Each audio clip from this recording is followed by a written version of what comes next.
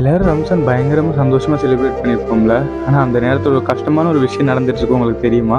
ஆமாங்க, 16 வருஷமா என் பையனை பார்த்துட்டாச்சும் நான் கண்ணடைச்சிடணும்னு உயிரை கையில பிடிச்சிட்டு கஷ்டப்படுற ஒரு தாயோட கண்ணீரை பத்தி தாங்க சொல்ல போறேன்.